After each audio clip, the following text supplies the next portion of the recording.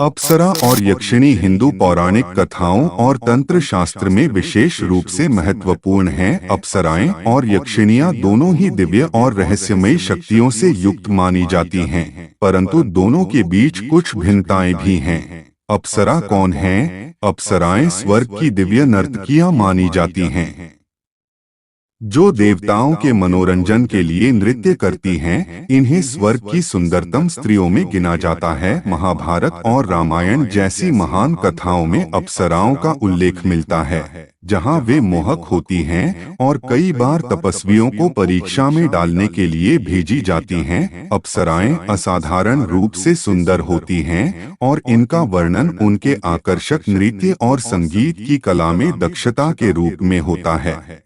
प्रमुख अप्सराएं उर्वशी, मेनका, रंभा, तिलोत्तमा।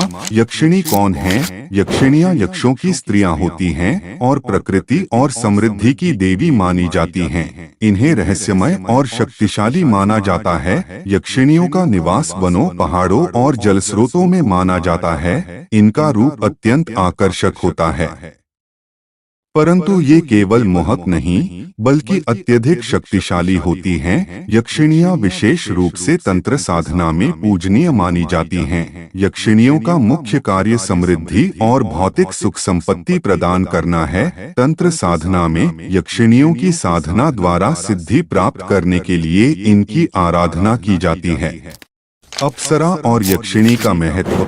जहां अप्सराएं सुंदरता और नृत्य कला का प्रतीक हैं, वहीं यक्षिणियां समृद्धि और ज्ञान का प्रतीक मानी जाती हैं। यक्षिणियों की साधना तंत्र शास्त्र में अत्यधिक प्रभावशाली मानी जाती है। ऐसा माना जाता है कि यक्षिणियों की साधना द्वारा व्यक्ति को आर्थिक समृद्धि, ज्ञान और अदृश्य शक्तियों का आशीर्वाद प्राप्त हो सकता है। यक्षिणियों का जिक्र पौराणिक कथाओं में मिलता है, जहां वे कई बार लोगों के भाग्य को बदलने में महत्वपूर्ण भूमिका निभाती हैं। यक्षिणी साधना कैसे करें? यक्षिणी साधना तंत्र मार्ग का एक महत्वपूर्ण अंग है। इसे बड़ी सावधानी और ध्यान से करना चाहिए। इस साधना का उद्देश्य यक्षिणी से कृपा प्राप्त करना होता है, ताकि साधक को भौतिक और आध्यात्मिक लाभ मिल सके।